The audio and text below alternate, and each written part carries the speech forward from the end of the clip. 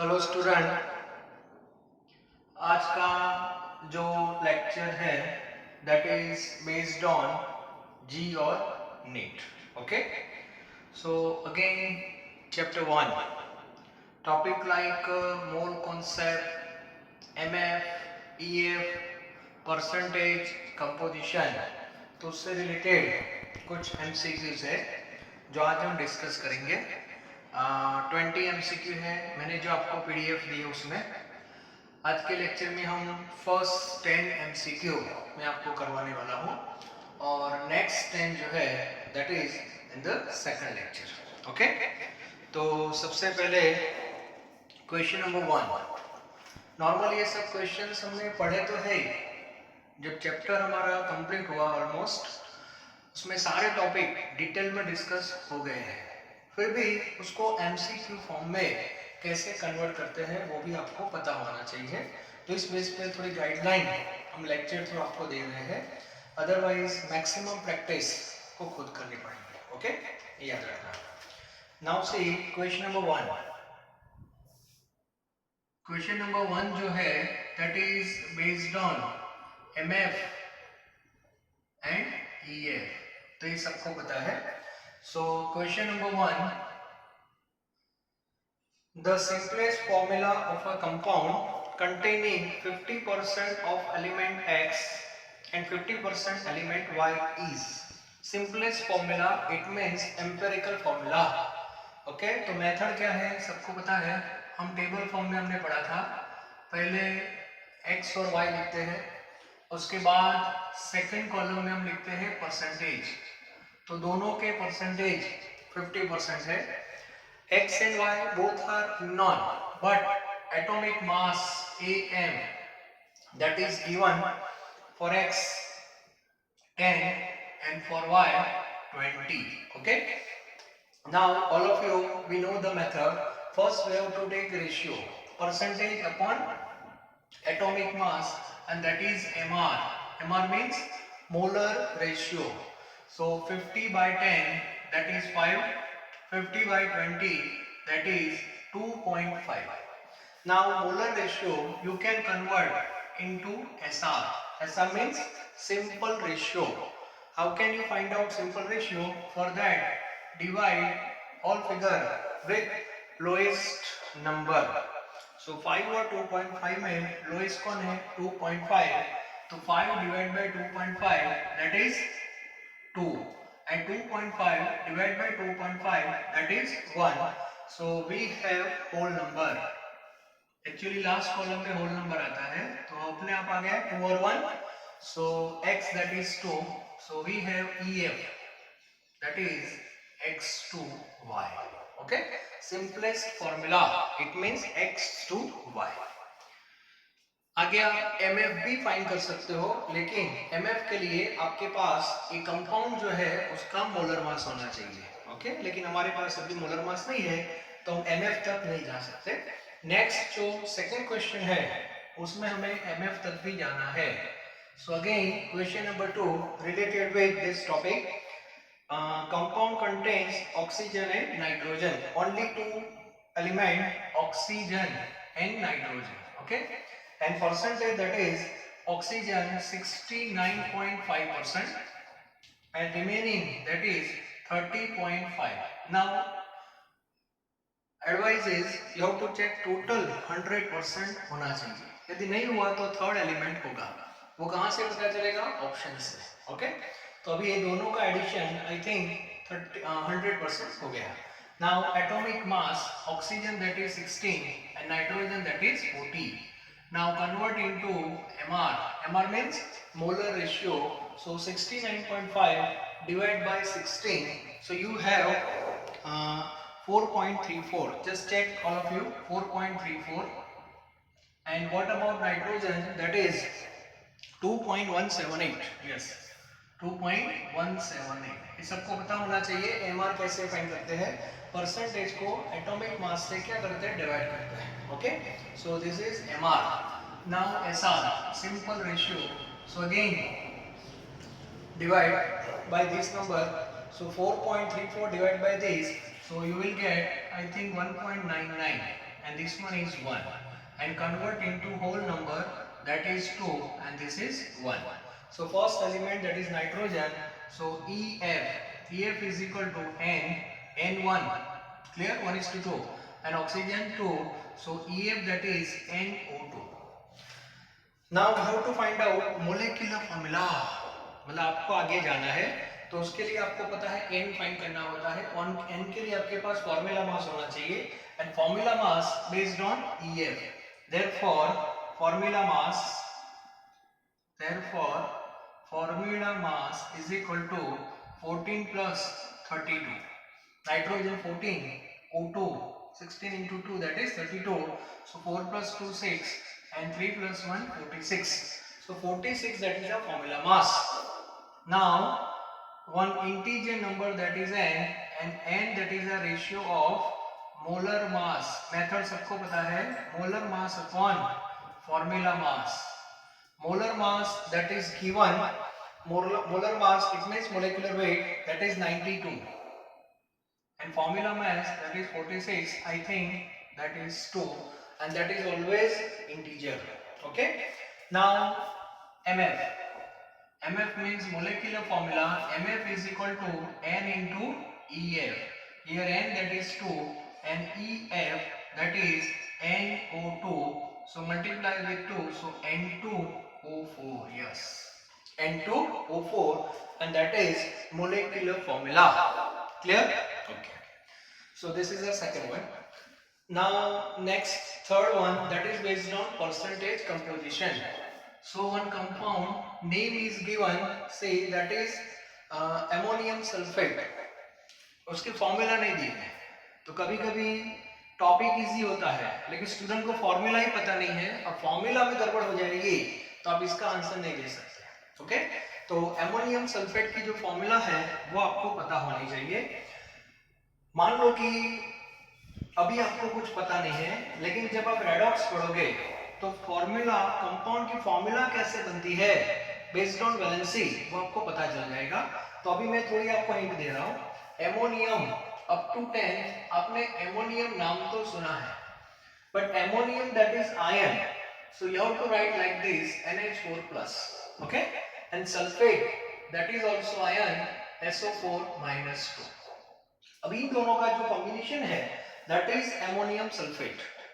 अब फॉर्मूला जब बनेगी कंपाउंड की बनेगी, that must be electrically neutral, it mean जितना पॉजिटिव चार्ज होना चाहिए कॉम्बिनेशन में उतना ही नेगेटिव होना चाहिए। तो यहाँ पे प्रॉब्लम क्या है, पॉजिटिव चार्ज +1 है और नेगेटिव से -2, तो उसको बैलेंस करना पड़ेगा। सो सिंपल मैथ से इसको 2 से क्या कर दो मल्टीप्लाई, दैट इज +2, और इसको मल्टीप्लाई कर दो 1 से, और फिर इन दोनों को कंबाइन करना है। सो NH4 आपको कितने लेने पड़ेंगे, 2, it means you have to write like this, NH4 twice and SO4 that is single, so this is a formula of ammonium sulfate. Okay, उसके बाद इसको स्प्लिट कर दो इंडिविजुअल फॉर्म में like this, N that is 2, hydrogen that is 4 to the 8, S and oxygen 4। Clear? और बाद में आपको इसका मोलर मास फाइंड करना है, और मोलर मास कैसे फाइंड करते हैं, N2 मींस टोटल लिख रहा हूं 28, H8 sulphur 32 and oxygen that is 64। so molar mass of ammonium sulfate, try करो कितना आ रहा है, I think that is 132, okay, 132, so 132 gram per mole, that is molar mass। okay, now you have to find out percentage of nitrogen, for that 132 that is total।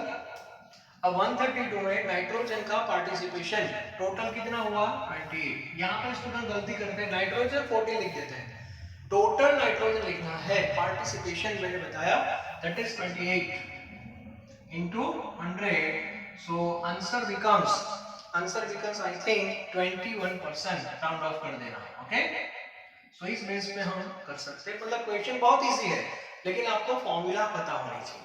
Okay, तो जैसे जैसे आप chemistry पढ़ते जाओगे वैसे वैसे कंपाउंड की formula भी यूज टू में आ जाएगी, टेंशन लेने की कोई जरूरत नहीं है। ओके, जी और नीट की एग्जाम आफ्टर 12th होती है और तब तक तो केमिस्ट्री की ज्यादातर फॉर्मूला आपके दिमाग में नहीं, ब्लड में आ जाएगी।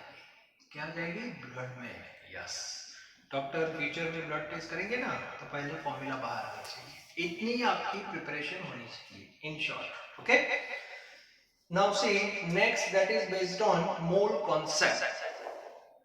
ये जो 3 क्वेश्चंस थे वो MFEMO परसेंटेज कंपोजिशन के थे। अब जो क्वेश्चंस आ रहे हैं that is based on mole concept.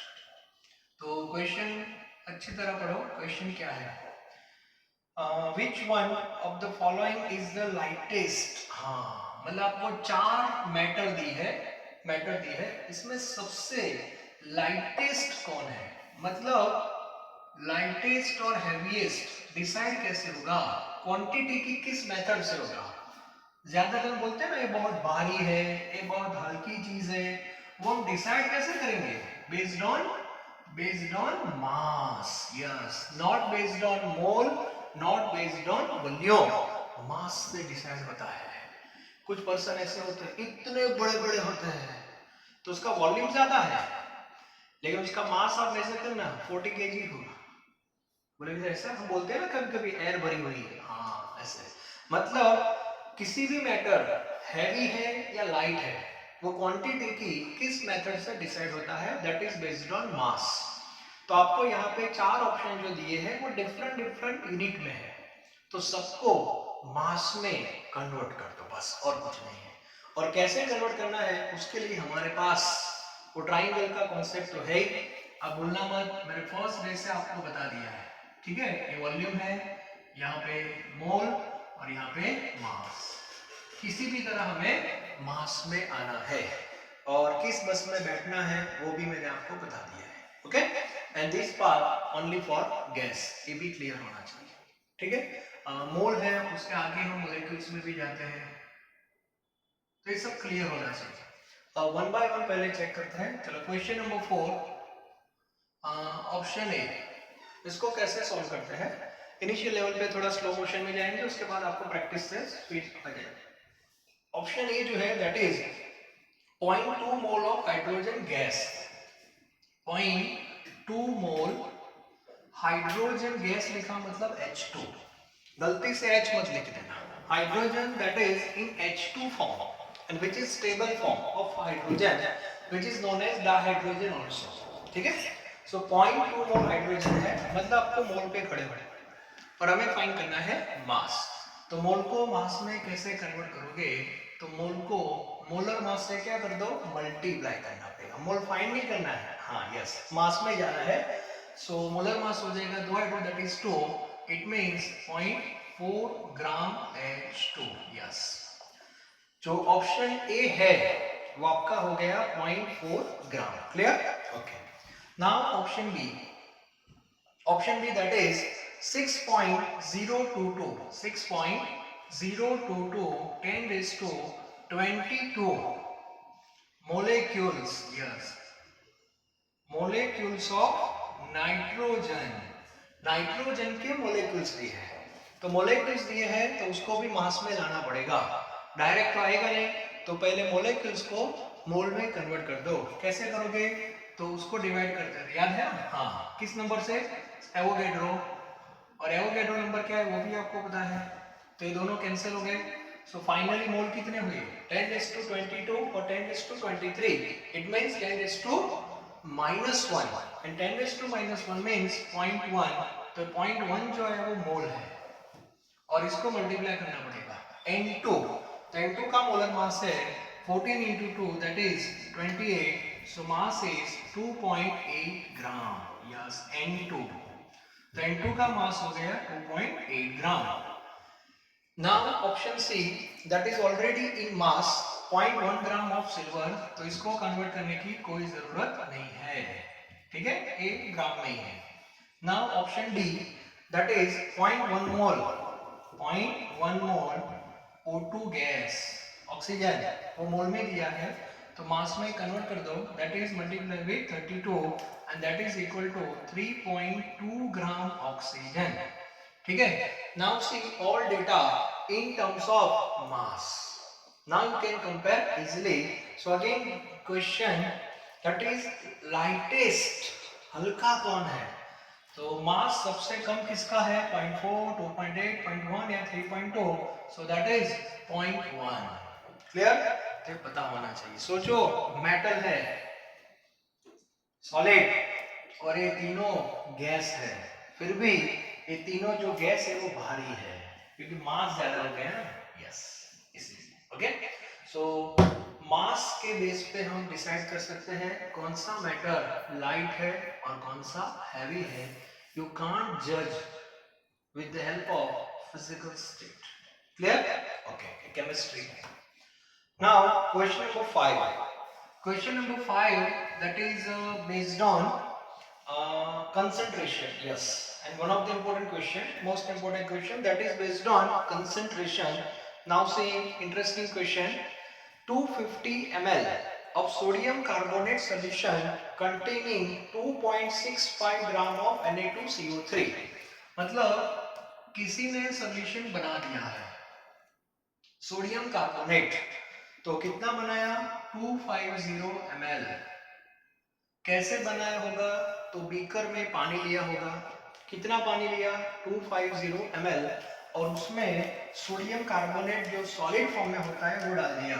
मतलब 2.65 ग्राम Na2CO3 ये अंदर डिसॉल्व कर दिया. ठीक है, अब ये हो गया आपका सॉल्यूशन. अब ये सॉल्यूशन कितना बना वो तो पता है, 250 ml बना दिया. ओके, लेकिन इसका जो टेस्ट है, दैट इज कंसंट्रेशन, वो आपको बताया नहीं है. नंबर 1. सेकंड, अब इसमें से 10 ml बाहर निकाला. कितना निकाला? 10 ml से. If 10 ml of this solution is diluted to 1 liter, it means 10 ml निकाला, उसको दूसरे बीकर में लिया, यहाँ पे 10 ml. और 10 ml को फिर डाइल्यूट कर दिया. डाइल्यूट कैसे किया? By adding water. और कितना बनाया? 1 लीटर. 1 लीटर मींस 1000 ml बना दिया. Okay, so question is what is the concentration of the resultant solution. मतलब इसका हमें कंसंट्रेशन फाइंड करना है. फाइनल. तो सबसे पहले हमें क्या करना चाहिए? यहां से जो आपने 10 ml इसमें लिया, तो इनिशियल कंसंट्रेशन हमारे पास नहीं है. तो सबसे पहले ये जो सॉल्यूशन बनाया है, इतना पार्ट जो हमारे पास है, इसका हमें कंसंट्रेशन फाइंड करना है, and that is initial. Okay, तो इनिशियल कंसंट्रेशन हम कैसे फाइंड करेंगे? तो आपके पास मोलारिटी की फॉर्मूला है, क्योंकि आंसर आपको मोलारिटी में लाना है. तो मोलारिटी हम फाइंड करेंगे. मोलारिटी की 3 फॉर्मूला है. आपको मास दिया है तो आप सेकंड फॉर्मूला यूज कर सकते हो. Molarity is equal to W, that is mass of solute in gram, then molar mass and volume in terms of liter. तो मास कितना डिसॉल्व किया? 2.65. मोलर मास ऑफ Na2CO3, तो Na2CO3 का मोलर मास आपको find करना पड़ेगा. Na2 सोडियम का atomic mass, that is 23 into 2, that is 46, plus carbon, that is 12, oxygen 16 3 18. ठीक है, 106, that is molar mass, and volume in liter. So 250 जो है 250, that is in ml, so divide by 1000 यहाँ पे आप ले लो. So I think your answer becomes, check your answer, I think 0.1 molarity. Okay, तो A 0.1 जो मोलारिटी है, that is M1. M1 means initial concentration. अब देखो, अब इसको डायरेक्ट डाइल्यूट नहीं करना है, मतलब इसमें पानी नहीं डालना है, ये क्लियर होना चाहिए. ओके, तो स्टूडेंट यहाँ पे गलती कर सकते हैं. ये जो टेस्ट है वो तो हमने फाइंड कर दिया 0.1. अब इसमें से 10 ml लिया. अभी जो 10 ml है इसको डाइल्यूट करना है, याद रखना. और ये 10 ml का टेस्ट क्या होगा? वो तो 0.1 ही होगा. Test doesn't change.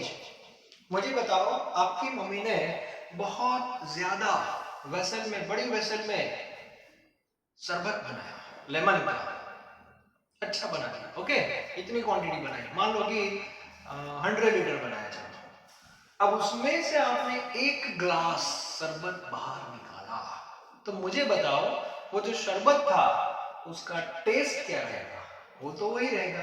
तो हमने जो ये सोल्यूशन बनाया इसका टेस्ट पहले हमें पता नहीं था, तो वो हमने फाइंड कर दिया, दैट इज 0.1। अब उसमें से 10 ml निकाला, तो 10 ml का टेस्ट तो 0.1 ही रहेगा, ये क्लियर होना चाहिए। ओके, मतलब आपके पास M1 और V1 आ गया। अब हमारा क्वेश्चन सिंपल है, दैट इज डाइल्यूशन, और डाइल्यूशन की फॉर्मूला क्या है, M1 V1 is equal to M2 V2। M1 that is 0.1, V1 गलती से 250 मत लेना, इसको डाइल्यूट नहीं करना है, इसको डाइल्यूट करना है। ओके, M2 आपको फाइंड करना है, और volume dilute up to 1 litre लिखा है, मतलब V2 आपका हो जाएगा 1 लीटर, 1 लीटर में 1000 ml।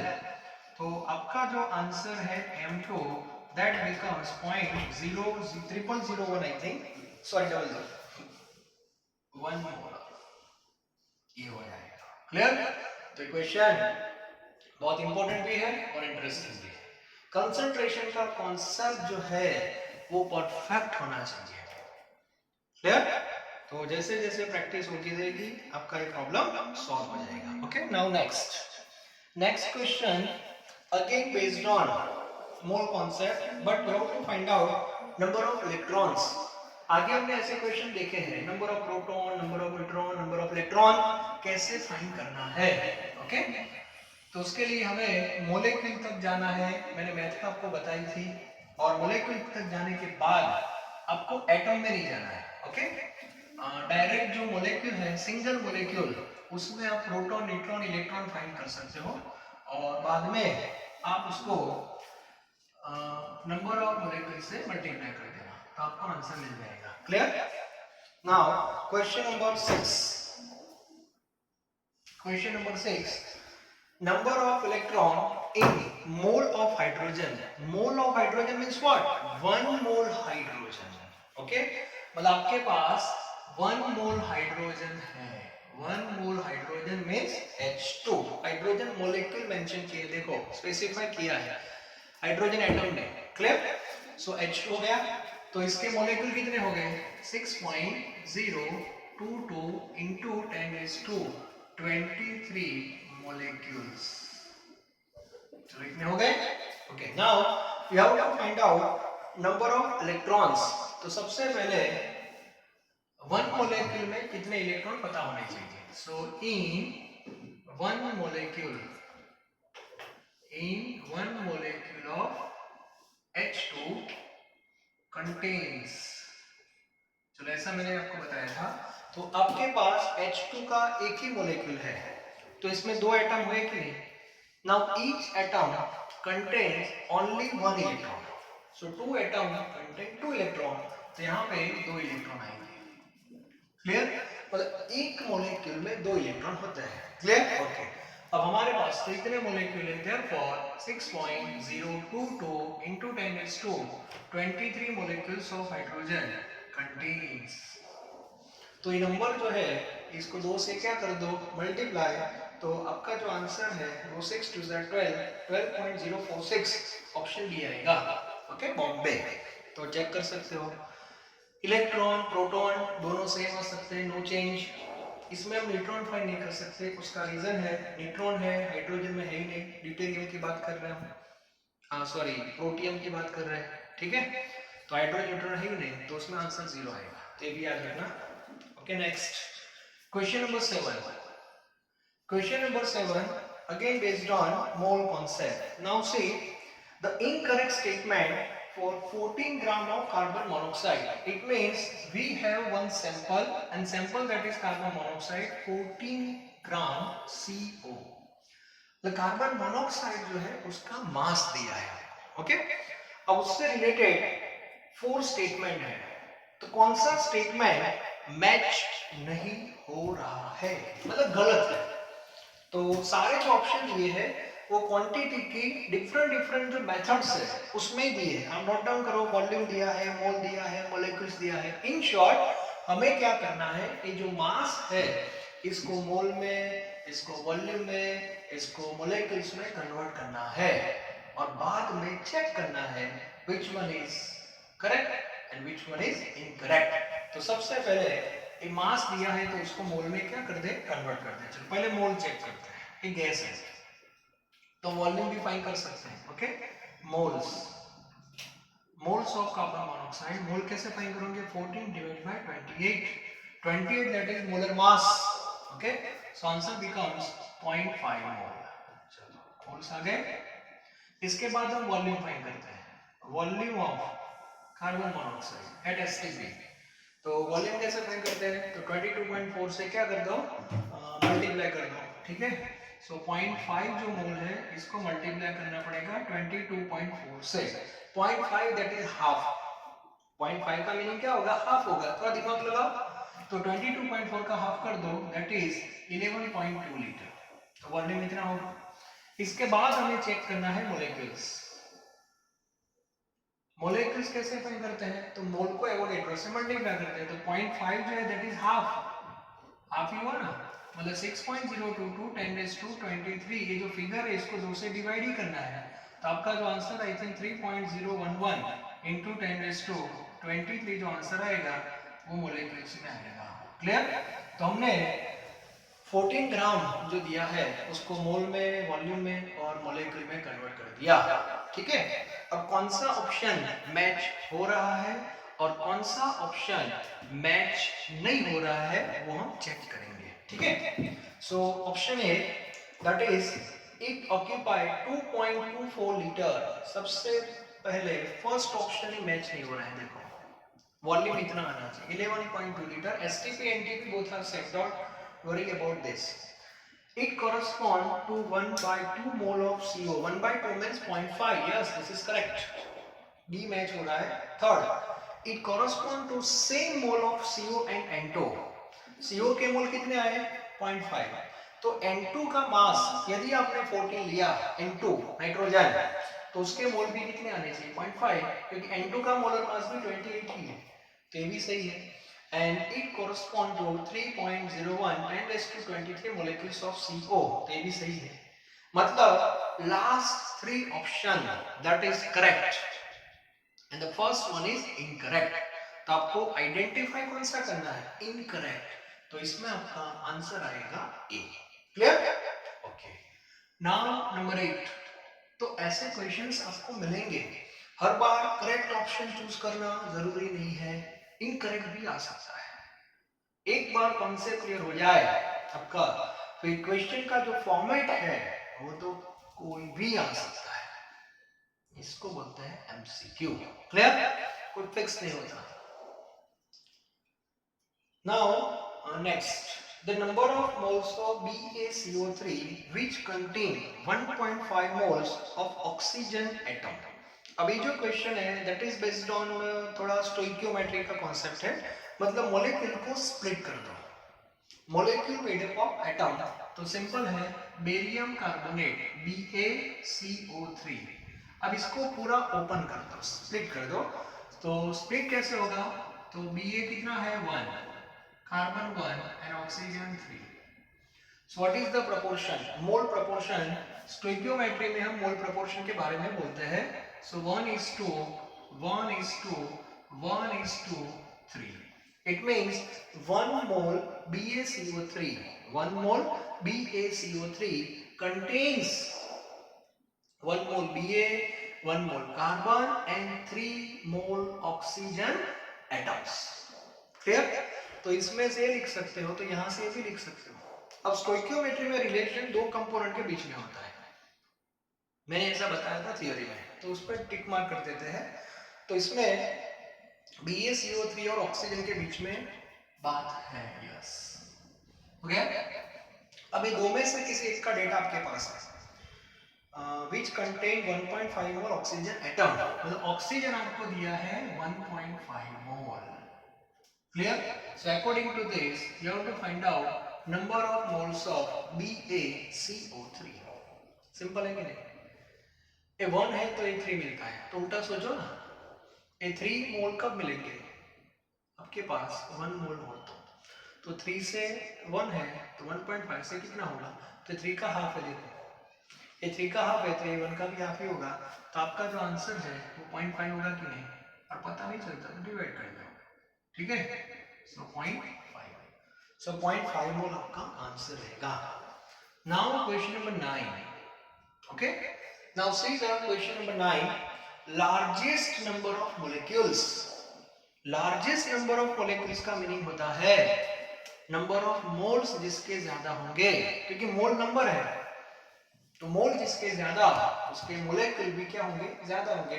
तो चारों ऑप्शन में आपको मोल फाइंड करना है इन शॉर्ट, और चारों का देखो मास दिया है. ओके, तो इजी हो जाएगा आपके लिए. तो ऑप्शन ए जो है that is 34 gram. 34 gram water दिया है, तो वाटर का मोलर मास है 18.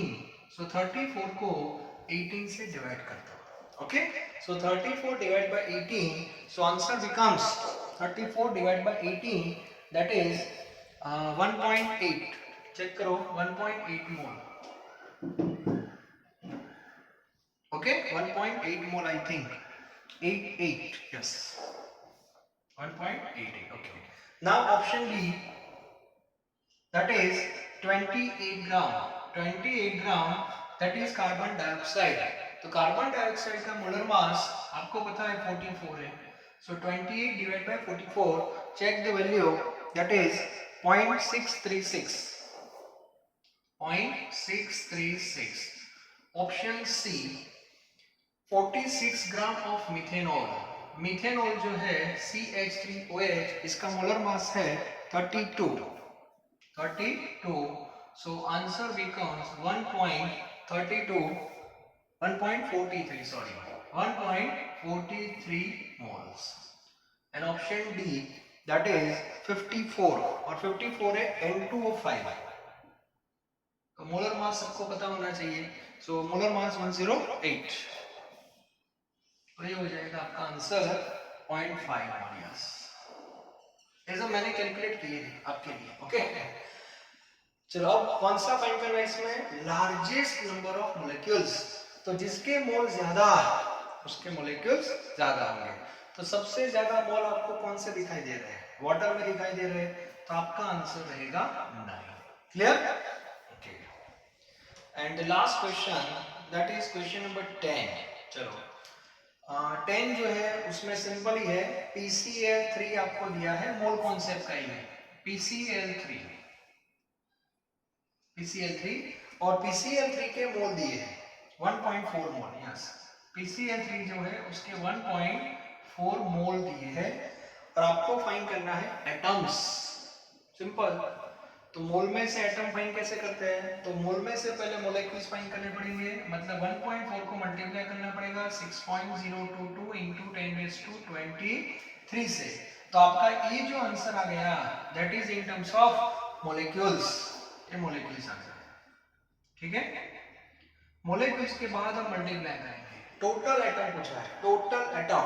तो PCl3 में 1 phosphorus and 3 chlorine, so total atom that is 4. so you have to multiply with 4. तो 4 से मल्टीप्लाई करने के बाद आपका ये जो आंसर है that is in terms of atoms. तो एटम्स में आप फाइंड कर सकते हो, और आंसर आएगा आप चेक कर लेना, ऑप्शन डी आ रहा है. तो ऐसे क्वेश्चन तो हमने आगे भी बहुत सॉल्व किए हैं, लेकिन एग्जाम में याद रखना इंडिविजुअल एटम है या टोटल है. For example, you have to find out phosphorus atom, then you have to multiply with 1. Chlorine, then you have to multiply with 3. And total, then you have to multiply with 4. Is it clear? तो इस base पे हम MCQ solve कर सकते हैं. तो mole concept जो है वो बहुत बड़ा टॉपिक है, and that is heart of this chapter. Chapter number 1 clear होना चाहिए. Mole concept means quantity, yes.